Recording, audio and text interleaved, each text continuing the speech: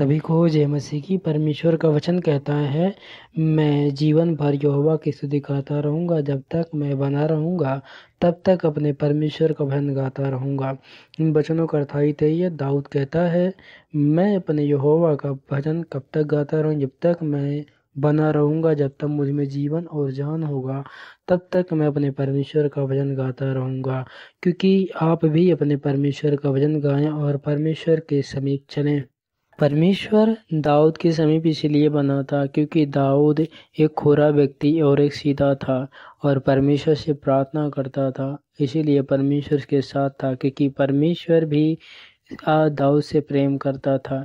इसीलिए प्रभु यीशु मसीह भी उसके साथ था और परमेश्वर भी दाऊद से भी बात करता था, क्योंकि ये दोनों की मित्रता एक जान से भी बढ़कर था। इसीलिए परमेश्वर ने जो दाऊद से वाचा था उसे पूरा करने के लिए उसके साथ था और उसके साथ चलता था। और आगे परमेश्वर का वचन कहता, तुम प्रधानों पर भरोसा ना रखना, ना किसी आदमी पर, कोई कि उसने में उद्धार करने का शक्ति नहीं है।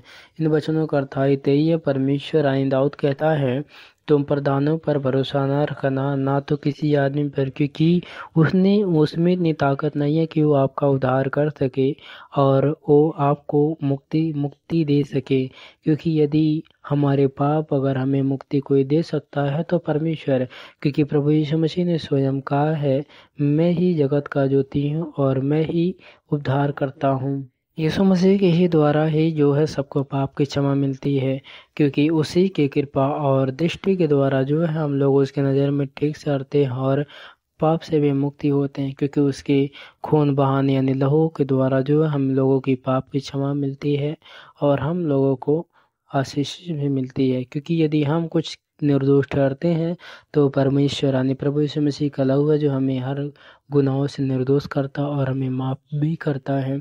इसीलिए आप भी विश्वास करें और परमेश्वर में बढ़ते जाएं, क्योंकि प्रभु यीशु मसीह आपके साथ है और आपको आशीष देता और आपके जीवन में भरपूर काम करता रहे। परमेश्वर